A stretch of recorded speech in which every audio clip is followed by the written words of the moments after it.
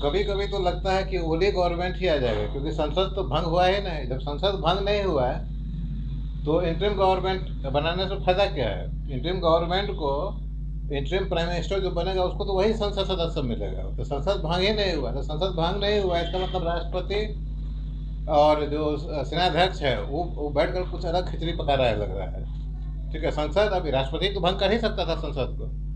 देश में एट्रोसिटी के कारण जो है तो संसद को डिजॉल्व किया जाता है। नेक्स्ट इंटरिम प्राइम मिनिस्टर को इलेक्ट किया जाता है। टिल विद इन 6 मंथ्स और 1 ईयर जनरल इलेक्शन कंडक्ट किया जाता है। जब इतना होने के बाद संसद नहीं भंग हुआ है तो नेपाली जनता लोग ये उम्मीद छोड़ दे कि उनको अच्छा कोई सरकार मिलने वाला है। मुझे तो कभी कभी लगता है कि ओली गवर्नमेंट दोबारा ना आ जाएगा, डाउट होते रहता है। या शेर बहादुर देवा को बना देगा, उसका पिटाई भी हुआ है, तो हो सकता है कि उसको बना दे कि नहीं अभी कुछ दिन तक रहेगा। तो ये कहानी है देश का।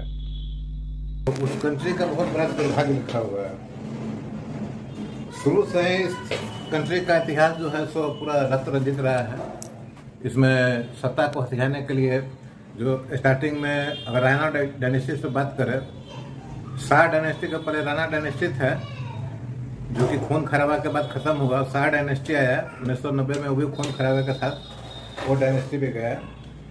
शाह डायनेस्टी जाने के बाद से डेमोक्रेसी के नाम पर गवर्नमेंट बना और तरह तरह का गवर्नमेंट बना। कभी चाइनीज सपोर्टर, कभी इंडियन सपोर्टर, कभी कुछ उल्टा पलटा पूरा चलता रहा। ताज़ा ताज़ा जो झंझट हुआ ये भी जो है सो रक्त रंजित रहा है। जनजी प्रोटेस्टर या जो है उम्मीद था कि कुछ हल निकलेगा, लेकिन अब जो दिखलाई दे रहा है वो खतरनाक है। जो प्रोटेस्टर है, 2 गुट हो गया है प्रोटेस्टर का। इस 2 गुट में एक गुट चाइना को सपोर्ट करता है। अगर चाइना को सपोर्ट करता है तो ओली को भी सपोर्ट करेगा, ठीक है।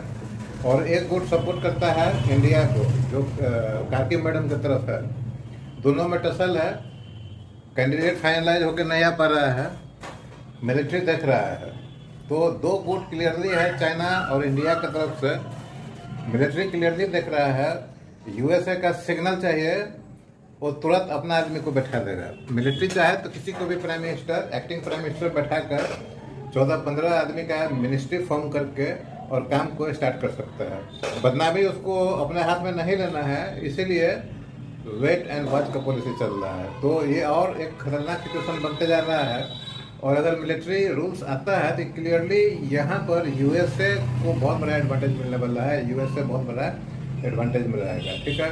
यहाँ पर यूएसए अपना बेस डालकर यहाँ से चाइना और इंडिया दोनों को कंट्रोल कर लेगा। उधर बांग्लादेश और पाकिस्तान तो है।